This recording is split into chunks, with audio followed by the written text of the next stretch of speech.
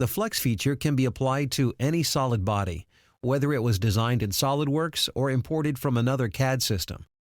In this case, I'm working with an imported model. Notice there are no features listed in the Feature Manager tree other than a single imported body. The Flex feature icon is not found on the Features toolbar by default. You can add it to the toolbar or access it from the Insert, Features drop-down menu. When the Flex feature is launched, as with other features, a Property Manager will appear, allowing me to define the parameters of the feature. The first item to define is the solid body that I'll be applying the Flex feature to. When it's selected, a few things appear in the graphics window. 2 trim planes are shown, 2 axes, and a triad.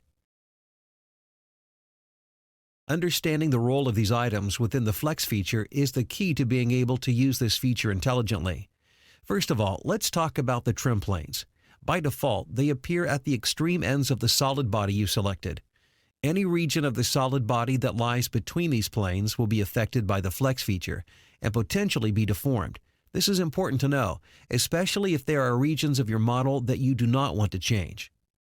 The position of these planes can be adjusted by dragging the arrows in the graphics area.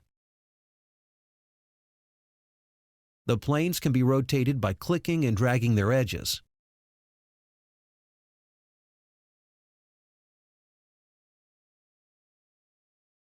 You can also use a distance value through the Property Manager.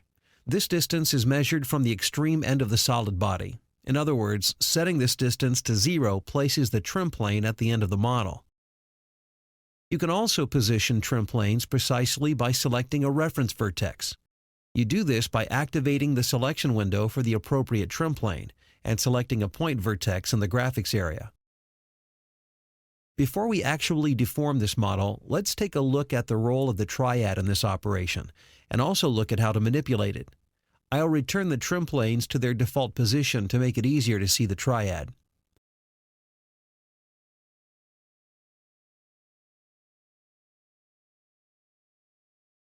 The triad provides a point of reference for the Flex operation. It acts as a coordinate system that defines the center of the Flex operation, the orientation of the trim planes, and the direction of the axes. There are several ways to manipulate the triad. The simplest is to simply drag it. You can drag the blue point to move the triad freely in 3D space.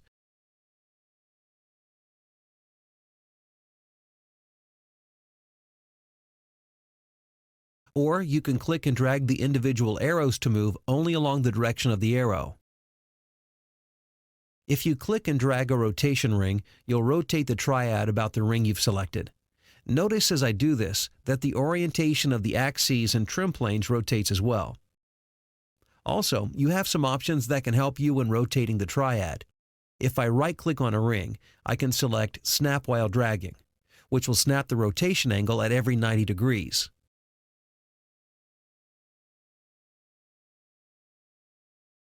I'm also given the option of Rotate 90 degrees and Rotate 180 degrees, which will automatically rotate the triad for the selected value.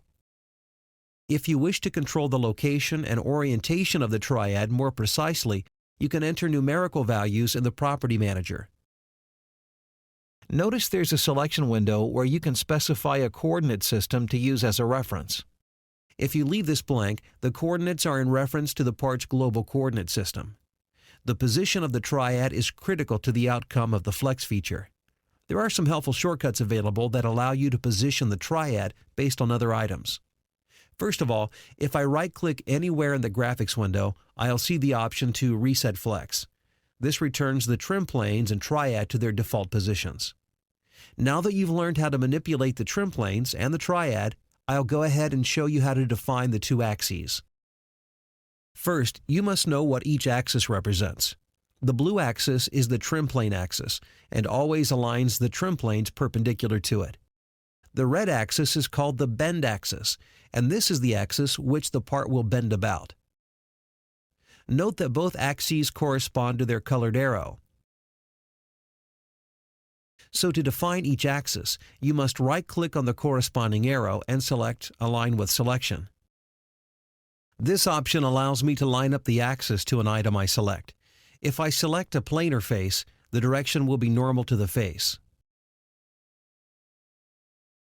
If a line or edge is selected, the direction will be along the selected line or edge. If a point is selected, the direction will be along a line that connects the point to the part origin. You may have noticed that I can also choose to move to selection. This option will not only align, but move the triad to the item I select. If I right-click on the center of the triad itself, I get several more options. We are once again able to select Move to Selection and Align to. A word of advice when using these options: I find it easier to use the method we just discussed, right-clicking each arrow to define the axes separately. Center and Align to Principal causes the triad to be positioned at the centroid of the part and aligned to match the principal axes of the model. The last two options provide a convenient way of aligning the bend axis, the red one, to either of the trim planes. In a moment, we'll see why this can be very useful. Hopefully now you have a better understanding of the roles of each of the elements of the Flex feature. In the next lessons, we'll use the Flex feature to deform several parts so you can see the effects of the many options we discussed here.